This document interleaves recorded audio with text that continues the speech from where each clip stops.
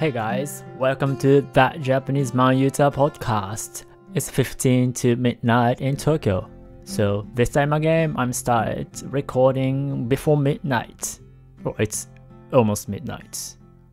So, how are you doing guys? It's been a busy week for me, publishing a book and contacting many people. But I feel like that finally I can just relax and record this podcast. I enjoy recording this podcast. It's like having a conversation with you and nobody interrupts me. So I like listening to people. I enjoy listening to stories, but sometimes I tend to focus on listening to people and I don't talk too much. So yeah, it's good to have an opportunity to express myself. And today's topic is quite interesting because I'm going to talk about my speed dating experience in Tokyo. And this is very interesting because it might sound simple when I say speed dating, but there's a lot of things I have to explain, cultural context. First of all, speed dating is not a thing in Japan. It usually doesn't happen. So the event I went to wasn't completely Japanese, meaning it was an international speed dating event in Roppongi. So how many of you guys know Roppongi? If you've come to Tokyo, maybe you know where Roppongi is and what you can find there. Roppongi is a kind of place where you see a lot of Western style bars, which is very rare in Japan because Japanese people usually don't go to kind of like British pubs and Irish pubs and like American style bars and stuff like that. They just go to Japanese style izakaya, or more like places where you can eat and drink at the same time. So Western style bars are quite rare in Japan, but not in Roppongi. And naturally, you will find many Western people in Roppongi as well. Remember that in Japan, 98.5% of the people are Japanese. I mean, they're considered ethnically Japanese, and the rest of the 1.4% are either foreign nationals or other ethnicities. But in Roppongi, you will find a large number of Western people. And that also means that the Japanese people who go to Roppongi often are the kind of people who are interested in Western culture or who want to hang out with Western people. So it's a very particular kind of demographic. And that speed dating event was also very similar to what we call an international party. And usually, as usual, you find many white guys and Japanese girls. They are the majority of the people. So you can imagine that there's a lot of white guys who want to find Japanese girls and Japanese girls who want to find white guys or maybe Western guys in general. And then there's the minority, Japanese men or other Asian men or Western women or other Asian women. But since it was a speed dating, I had to talk to everybody. Well, actually, it wasn't everybody because there were so many people. So I think I talked to maybe 10 to 20 girls. By the way, there were more women than men, which didn't sound bad at all to me. And you know what? It was kind of very painful to me having to talk to, so many girls in a row.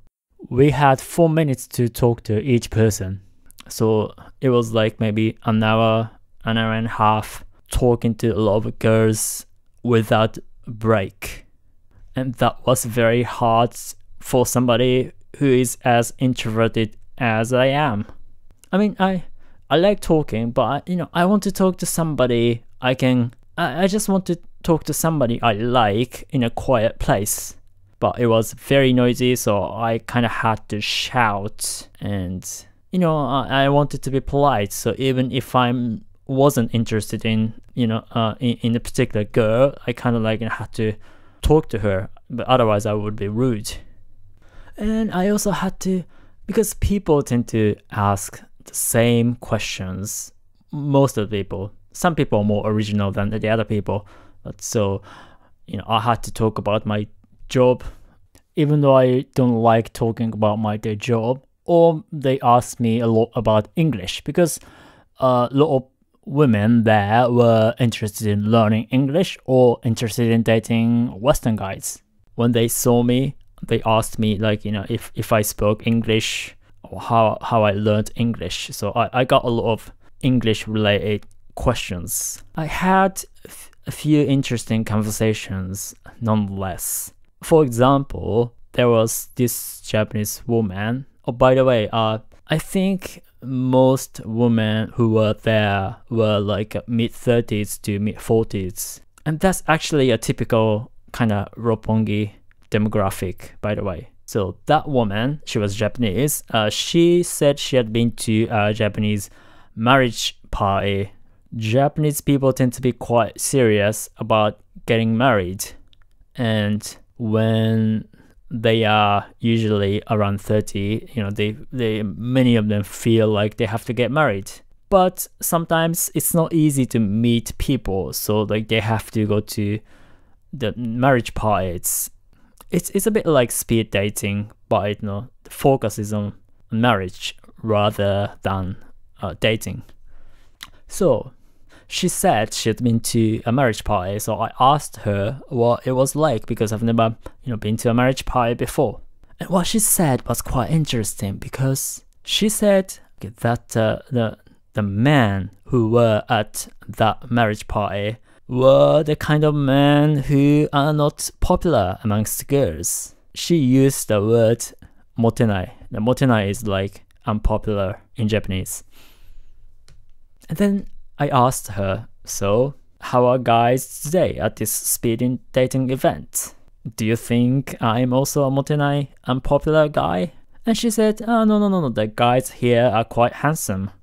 And there was another woman, I think she was from Arizona maybe, and we talked about Haruki Murakami. That was interesting. I like talking about literature, so it's always interesting that so many people like Haruki Murakami's novels, around the world.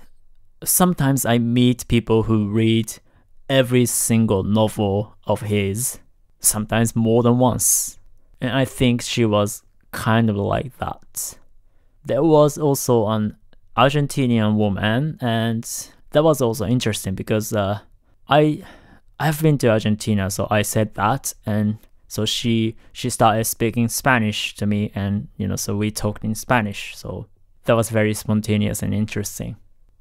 But I would say that the 4-minute session I liked most was the last girl, and she was also Japanese. And I was very tired. It was because it was very stressful for me to, having to talk to so many girls in a row. So, and apparently she was, tired too. So as soon as I sat down, in front of her, she said, I'm tired. And I said, I'm glad that you say that. I'm tired too. So let's take a break. We took a break. We didn't speak for like a couple of minutes. And that was like one of the best moments of the night. But eventually she started speaking a little bit, and it turned out she was an interesting person. So I'm a writer. I consider myself as a writer, and so was she. And she was apparently writing a stage play or screenplay. I think, yeah, either of them. So we talked a lot about writing, and she couldn't help procrastinating. And that was an interesting conversation. So I guess sometimes being silent is a very good way of connecting to people. So I learned the value of silence. I tend to talk or listen, or like listening to the other person talk, but I really appreciated silence that night. And another interesting piece of information about that night was that so since it was a speed dating event, we were given kind of like a piece of paper with a bunch of like columns and rows, where we were supposed to write names of the people we liked. So for example, if I write that I liked this girl and she also liked me, and it was mutual. They would send us contact information. But I thought it was completely kind of useless. If I liked somebody, I would just go up to her and ask her contact, and that's pretty much it. I didn't have to wait for the organizer to send me information. I could just ask. But overall, that event was kind of stressful. Well, if it could have been better.